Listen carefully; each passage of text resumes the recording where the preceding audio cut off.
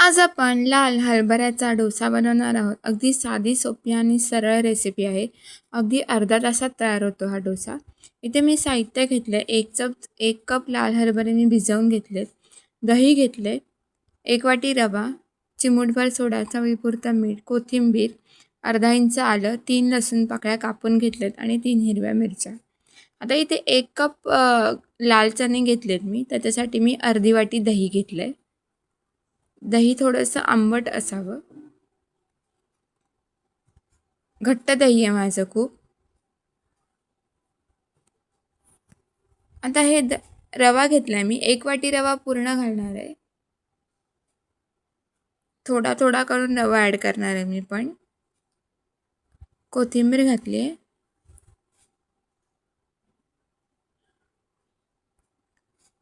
आलं अर्धा इंच, लसूण पाकळ्या ज्या मी कापून घेतल्यात, हिरव्या मिरच्या घालते, चवीपुरतं मीठ घालणार आहे.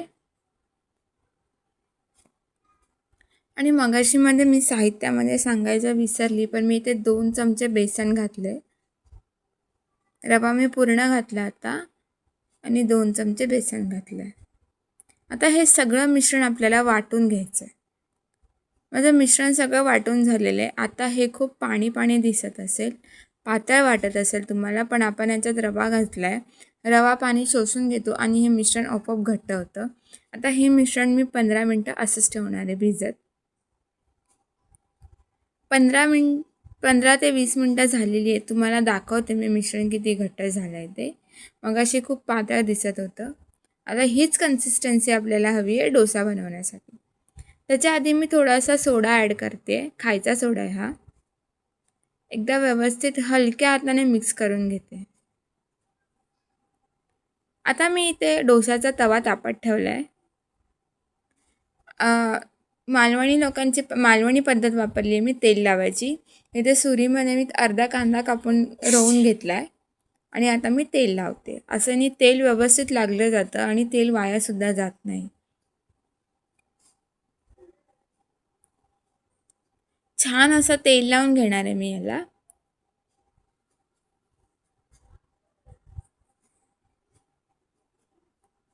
तेल लावून झालं आहे माझं. आता डोसा टाकूया.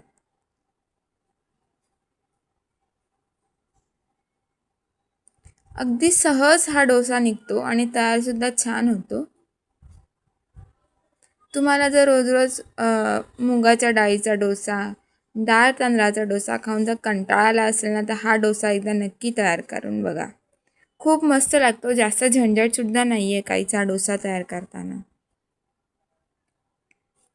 आता हा जो डोसा आहे ह्याची कड छान अशी सुकेपर्यंत आपण ह्याला शिजवून घेणार आहोत. हा डोसा भाजताना लो टू मिडियम गॅसवर भाजायचा आपल्याला. एकदम हाय फ्लेमवर नाही भाजायचा. आणि हा डोसा तवा शिफ्ट करत करत मी भाजून घेणार आहे.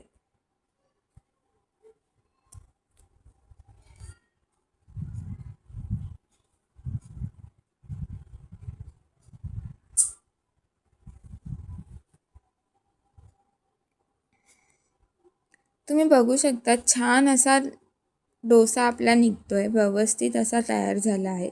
वरची बाजू सुकली आहे छान अशी.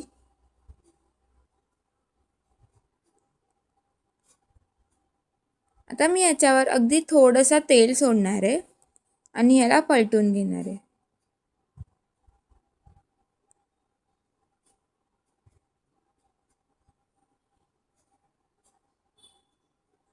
बेसन घातल्यामुळे खूप मस्त कलर येतो या डोस्याला.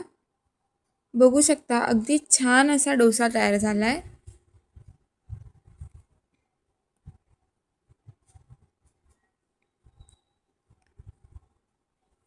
अगदी मस्त लागतो हा डोसा खायला. एकदा नक्की ट्राय करून बघा. चटणी वगैरेची काहीच गरज नाही लागत याच्यासाठी. दोन्ही बाजूने छान असं भाजून घेतल्यानंतर आता हा प्लेटमध्ये काढून घेते. आता मी दुसरा डोसा जेव्हा तयार करणार आहे तेव्हा मी तेल नाही लावणार आहे. असाच डायरेक्ट फक्त तव्यावर थोडंसं पाणी शिंपडणार आहे. तवा थंड करून घेणार आहे आणि त्याच्यावर डोसा टाकणार आहे. तेल जरासुद्धा नाही लावणार आहे आता मी. दुसरा डोसा तयार करायला घेते. डोसा छान असा पसरून घेतला आहे.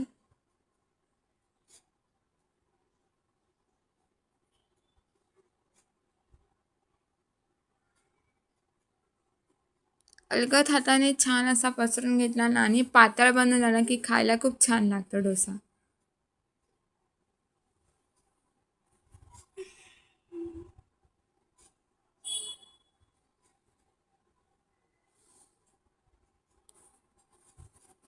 आता हा सुद्धा आपण चारी बाजूने छान असा शेकून घेतलाय.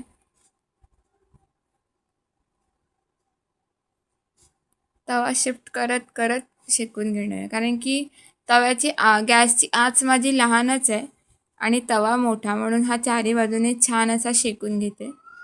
चारी बाजूने डोसा छान शेकून झाला, तुम्ही बघू शकता अगदी सहज निघतोय. आता याला दुसऱ्या बाजूने सुद्धा शेकून घेते. थोडंसं तेल सोडते आधी, म्हणजे खालची वरची बाजू सुद्धा छान अशी भाजली जाईल.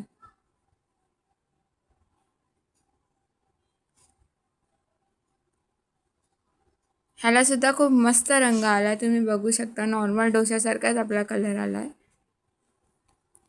थोडंसं बटर टाकते.